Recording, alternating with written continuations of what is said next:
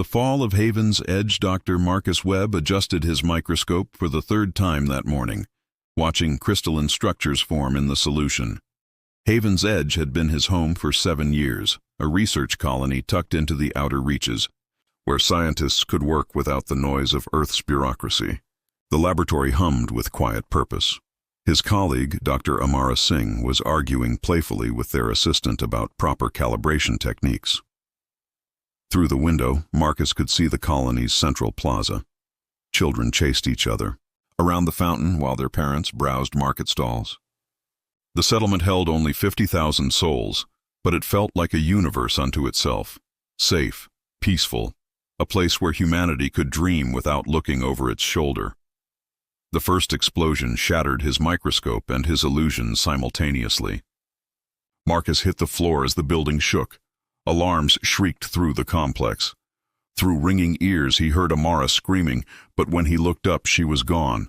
The wall where she'd stood had simply ceased to exist, replaced by smoke and fire and the impossible sight of alien ships filling the sky. They came like locusts, their vessels angular and black, glowing with veins of sickly green light. Marcus scrambled toward the emergency exit. His hands cut by glass he couldn't feel through the adrenaline. The corridor twisted with heat. Behind him, someone was crying. He didn't stop to look. Outside was worse. The plaza had become a crater. The fountain, where children had played moments ago, was gone. Everything was gone. Beams of emerald fire carved through buildings like they were paper. The defense towers that were supposed to protect them fired desperately, but their shots dissolved against alien shields like rain. Marcus ran.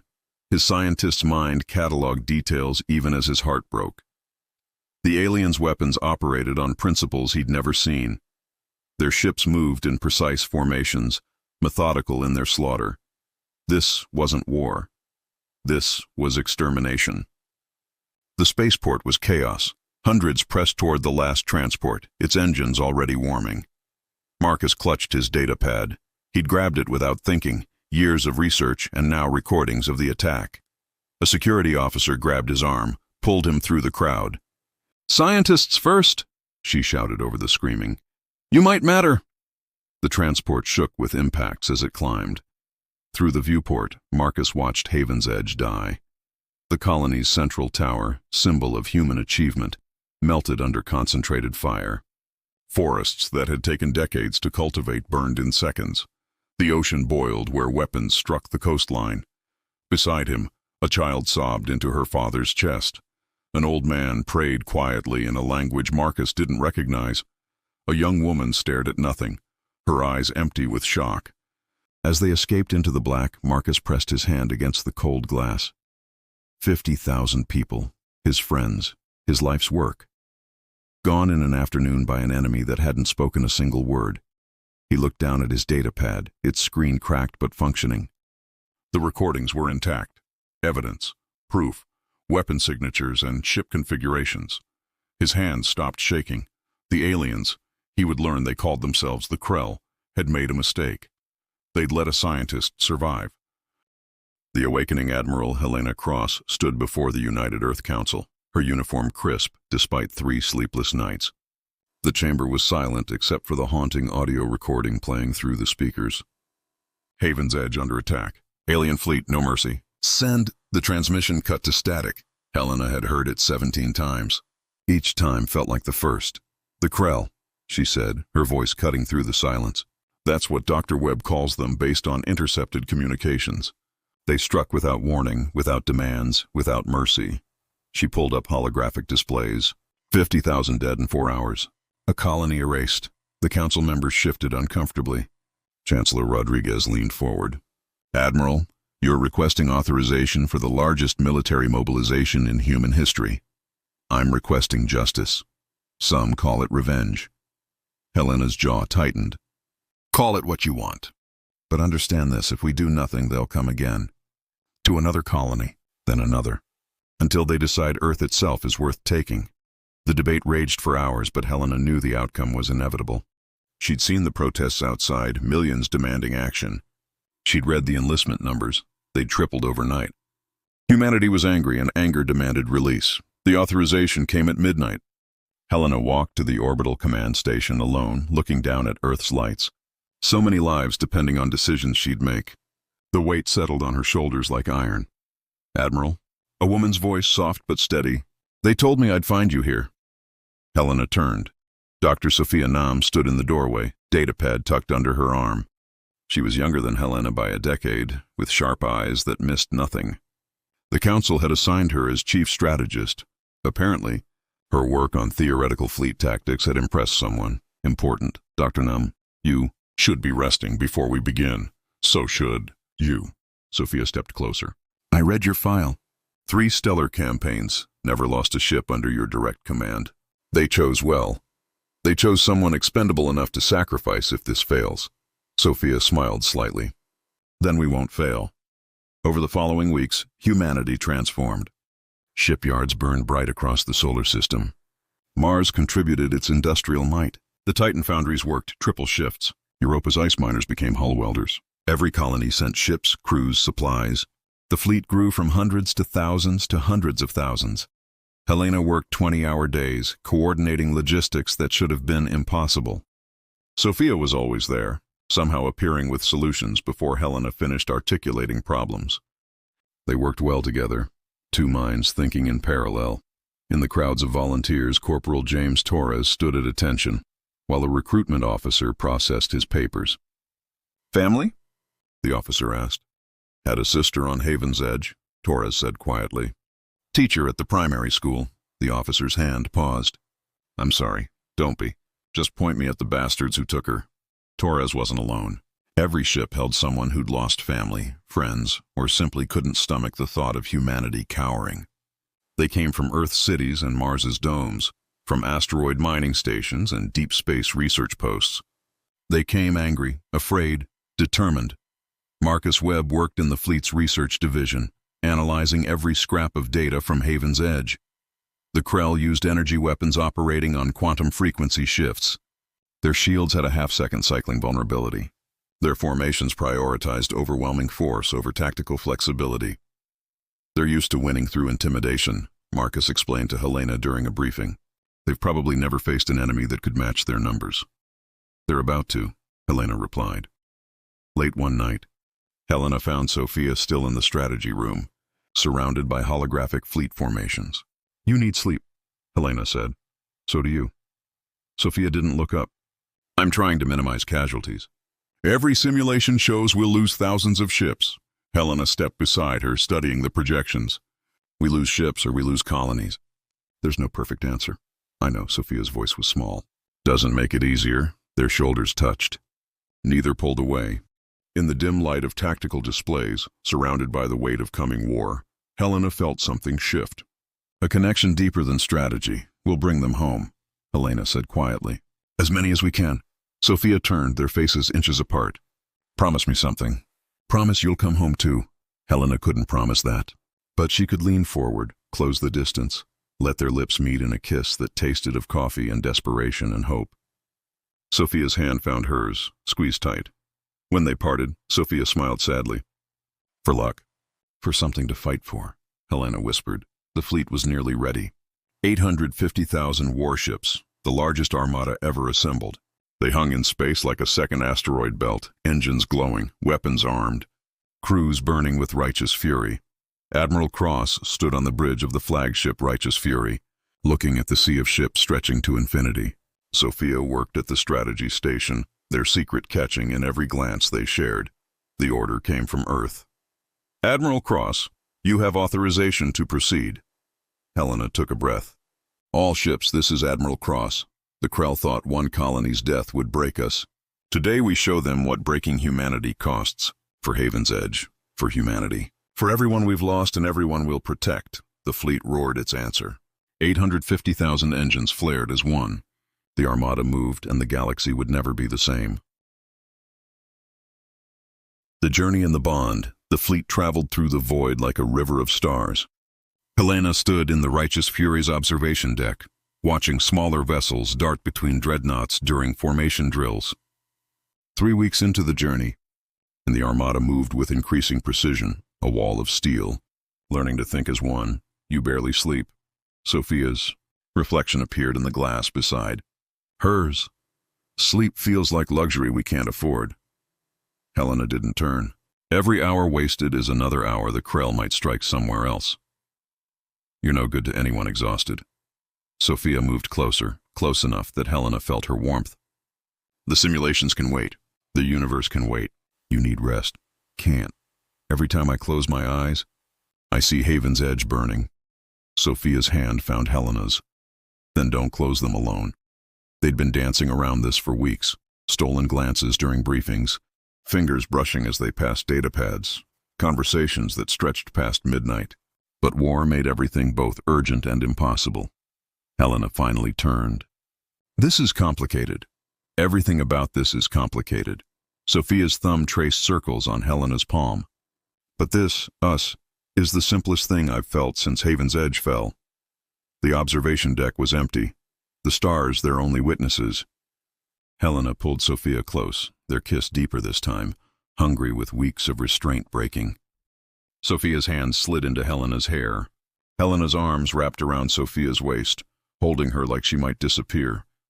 They parted breathless. My quarters, Helena whispered. No one needs to know. I need to know this is real, Sophia replied. Not just fear or loneliness or... Helena silenced her with another kiss. It's real. Everything else is uncertain, but this is real. In Helena's quarters, they shed uniforms and pretense. They made love slowly, learning each other's bodies like maps to undiscovered countries. Sophia's skin was soft against Helena's calloused hands. Helena's strength gentled under Sophia's touch. They moved together, finding rhythm, finding release, finding peace in the eye of a coming storm. Afterward, they lay tangled in sheets, Sophia's head on Helena's chest. What happens when this is over? Sophia asked quietly. We survive. We go home.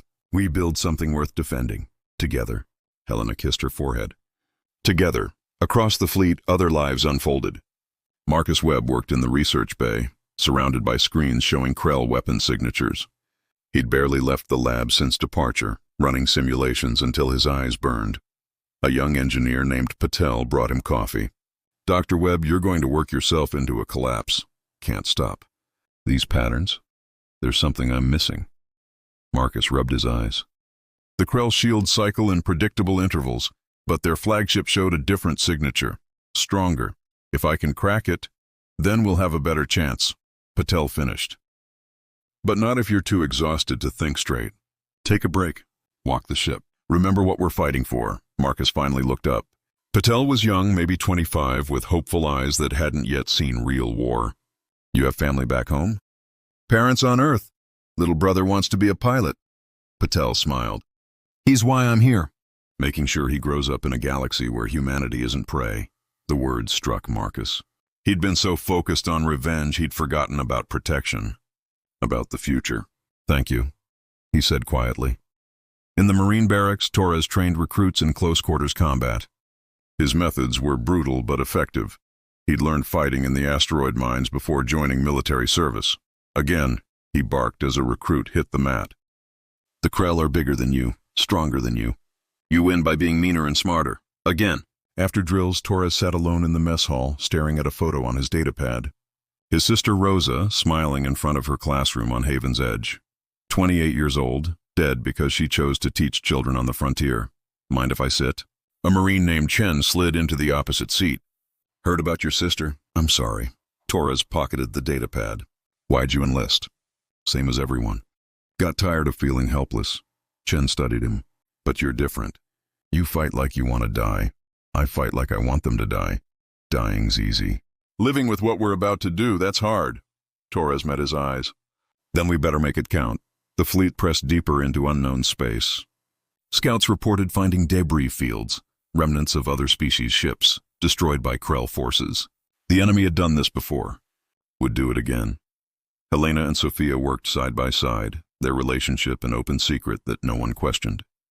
In war, people needed love however they could find it. Their strategy sessions often ended in Helena's quarters, plans giving way to passion, duty mixing with desire. 3 more days, Sophia said one night, tracing patterns on Helena's bare shoulder. Then we'll know if this works. It'll work.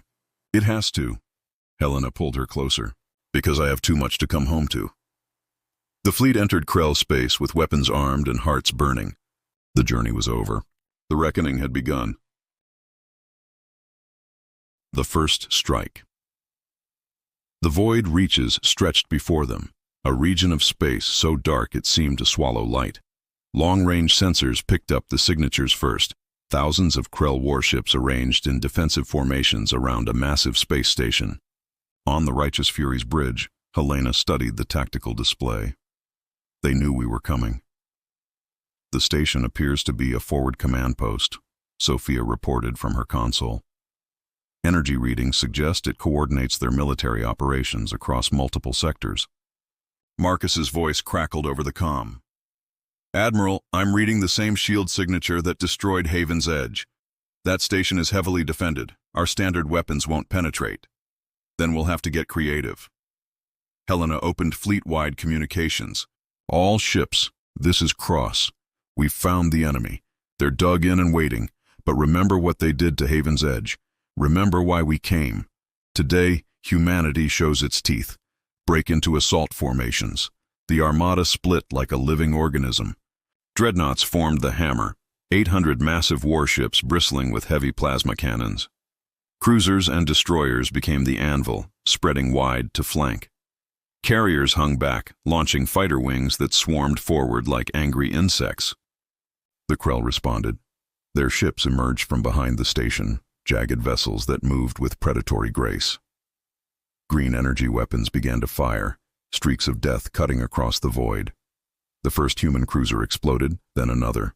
But for every ship lost, 100 more pressed forward. Helena's strategy was brutal in its simplicity. Overwhelm them with numbers, trade losses for position. Torres, you're up, Helena commanded. In the Marine assault ship Hammer's fall, Corporal Torres checked his squad's gear one final time. 20 Marines in powered armor, carrying enough firepower to level a city block. Their target was a Krell heavy cruiser. They'd board it, plant charges, and cripple it from within. Listen up, Torres said, his voice hard. The Krell are bigger, nastier, and they'll rip you apart if you give them the chance. So don't give them the chance. We hit fast, we hit hard, and we come home. Everyone clear? Sir, yes, sir. The assault ship screamed toward the Krell cruiser, point defense fire exploding around them. The pilot, a woman named Ortega, with nerves of steel, weaved through the storm. 30 seconds to impact. Hope you said your prayers, Marines. I'm not dying today, Torres growled. Too much killing left to do. They hit the Krell hull with a magnetic clamp. Breaching charges blew a hole through the alien metal. Torres was first through, his rifle blazing. The interior was all wrong. Corridors too tall, gravity slightly off, air that tasted like copper and ozone. The Krell came fast, 2 meters tall, four-armed, covered in chitinous armor that gleamed under emergency lights. They moved like predators and fought like demons. Torres's squad formed a wedge, advancing through the ship with ruthless efficiency. Plasma fire lit the corridors. Krell warriors fell, but they took Marines with them. Chen went down screaming, his armor breached. Torres pulled him behind cover, slapped emergency sealant on the wound. Keep moving, Torres ordered. They fought deck by deck, paying for every meter in blood. But they reached the engineering section. Marcus's intel proved perfect. There, the ship's power core, pulsing with that same sickly green light. Torres armed every explosive his squad carried. Fall back, 30 seconds. They ran. The Krell realized their intent, tried to stop them, but Torres stood at the choke point, firing until his rifle overheated. His squad made it back to the assault ship. Torres followed, diving through the airlock as Ortega punched engines. Behind them, the Krell cruiser erupted. The explosion tore through 2 neighboring vessels. Hammer's fall to Righteous Fury, Torres reported, breathing hard. Target destroyed, requesting new orders. Helena allowed herself a smile. Well done, Corporal. Stand by for next assignment. The battle escalated. Human ships threw themselves at Krell positions with suicidal determination. The aliens were powerful, their weapons devastating, but they'd never faced an enemy that simply refused to break. Marcus worked frantically in the research bay. I've got it. The station's shields cycle every 47 seconds. If we hit the exact moment of the cycle shift, can you transmit targeting data to the fleet? Helena demanded. Already done. All ships have the firing solution. Helena's eyes locked on the massive Krell station. All dreadnoughts. Concentrate fire on the command station. Fire on Dr. Webb's mark. 800 dreadnoughts aligned their weapons. The universe seemed to hold its breath. Mark! Marcus shouted. A wave of plasma fire converged on a single point. The Krell shields flickered, failed. The station's armor cracked. Secondary explosions rippled across its surface, but it didn't fall. The station held, damaged but defiant, its weapons still firing. We weakened it, Sophia reported, but we'd need to hit it again with the same precision. Then we hit it again, Helena interrupted. All ships, prepare for second strike. The Krell seemed to sense their intent. Their remaining ships formed a defensive wall around the damaged station. The cost for a second strike would be catastrophic. Helena looked at Sophia, saw her fear and love and determination. Get me a firing solution. Helena, the casualties. I know, but if that station survives, this was all for nothing. Sophia's hands flew across her console. Solution uploaded. This is going to hurt. All ships, Helena broadcast. One more push, for everyone we've lost, for everyone waiting at home. Give them everything. The armada surged forward into a storm of green fire. Ships died by the dozens, by the hundreds. But human weapons found their marks. The Krell wall cracked. Now! Marcus screamed. The dreadnoughts fired again. This time, the Krell station broke. Its core detonated in an explosion that lit space like a newborn sun. The blast waves scattered Krell ships like leaves. For a moment, silence. Then cheering across every human channel. But Helena's face remained grim. The station's down, but their fleet's still operational. This isn't over. The Krell regrouped, their ships burning with rage. The real battle was just beginning. The reckoning. The destruction of the command station changed everything. The Krell fleet, once coordinated and precise, now fought with chaotic fury. They threw themselves at human positions like wounded animals, more dangerous but less disciplined. Helena seized the advantage. All wings break formation. Attack patterns Delta 7. Keep them scattered. The armada fragmented into strike groups, each targeting isolated Krell vessels. The void became a maze of fire and steel, hundreds of smaller battles raging simultaneously. Torres and his Marines hit 3 more Krell ships, each boarding action more desperate than the last. His squad was down to 12. 8 lost in the fighting, bodies floating in space or left behind in alien corridors. Chen had survived his wound, fighting with grim determination. On the 4th boarding, they encountered something new. Deep in a Krell battlecruiser's belly, Torres found a chamber filled with strange pods. Through transparent surfaces, he saw shapes, juveniles maybe, or prisoners. Alien faces pressed against the material. What do we do? Chen asked, rifle trained on the pods. Torres stared. These were enemy young, or captives, or something he couldn't identify. His sister's face flashed through his mind. The Krell had shown no mercy. We're not them, he said finally. Plant charges away from this section. We cripple the ship, but these, whatever they are, they get a chance. Chen nodded. Yes, sir. They set their explosives with precision. Bought themselves an extra minute they couldn't afford. The Krell warriors found them as they retreated. Torres took a plasma round to the shoulder, his armor cracking. Pain exploded through him, but he kept moving, kept firing, kept his squad alive. Back on the righteous fury, Helena and Sophia worked in perfect synchronization.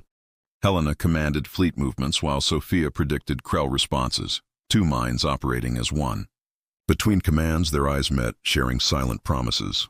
Krell flagship identified, an officer reported. It's the largest vessel in their fleet. Marcus's voice cut in. Admiral, that's the ship. The shield signature matches the one that led the attack on Haven's Edge. Helena's jaw tightened.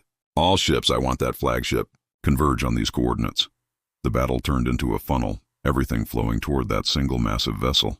The Krell flagship was a monster, 3 kilometers long, bristling with weapons, surrounded by elite guards. This is suicide, Sophia whispered. This is justice, Helena replied. She opened communications. Dr. Webb, I need you to do something for me. Translate a message into Krell language. What message? Tell them. You took one colony. We brought 850,000 ships. Surrender or burn. Marcus worked frantically. Done. Transmitting on all Krell frequencies. For a long moment, nothing. Then the Krell flagship responded, not with words but with every weapon it possessed. Fire erupted from its hull like a solar flare. Guess that's a no, Helena muttered. All dreadnoughts target the flagship. Everything we have. The cost was immediate. Krell defenders tore into human ships. The void filled with dying vessels, with desperate last stands, with crews who knew they wouldn't see home but fired until their guns melted. Torres's assault ship took critical damage. Ortega fought to keep them airborne. We're going down. Then we go down on that flagship, Torres snarled. Ram us into their hull. Are you insane? Probably. Do it. The hammer's fall became a missile, engines screaming as it plunged toward the Krell flagship. They hit the armor with catastrophic force. Torres felt his ribs crack, tasted blood, but they were through. His squad stumbled into the flagship's interior, barely 12 Marines against thousands of Krell warriors. They fought like demons, knowing death was coming but determined to make it hurt. Find the core, Torres shouted. Bring this bastard down. They carved a path through corridors of alien metal. Chen fell, then Jackson, then Rodriguez. By the time they reached the flagship's central reactor, only Torres and 3 others remained. Torres set every explosive he had. Get out, he told his squad. Not leaving you, Corporal. That's an order. They refused. Together they armed the charges. Together they made their stand as Krell warriors swarmed toward them. But before the Krell reached them, the flagship shuddered. Outside, the human dreadnoughts had finally broken through. Plasma fire punched into the flagship's core. Time to go! Torres screamed. They ran. Behind them, the flagship began to tear itself apart. They made it to an escape pod, ejected just as the reactor went critical. The explosion was biblical, a ship the size of a city ripping itself into light. On the righteous fury, Helena watched the flagship die. All ships, final push. Break their formation! The Krell fleet, leaderless and broken, began to scatter. Some ships tried to fight, others fled into the black. The human armada pursued with relentless fury, running down every vessel that didn't surrender. By the time the guns fell silent, the void was a graveyard. Krell wrecks drifted among human debris. The battle had cost humanity dearly. Over 30,000 ships destroyed, hundreds of thousands dead. But it was over. The Krell were defeated. Helena collapsed into her chair, suddenly aware of how close to breaking she'd been.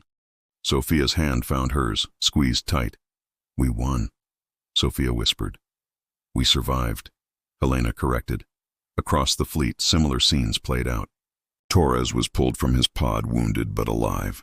He'd lost his entire squad except Chen, who held him as he wept for the fallen. Marcus stood in the research bay, surrounded by data he'd never wanted to collect. So many dead. But Haven's Edge was avenged. The fleet gathered its wounded, counted its losses, and turned toward home. The journey back was quieter, heavier. They'd won, but victory tasted like ash.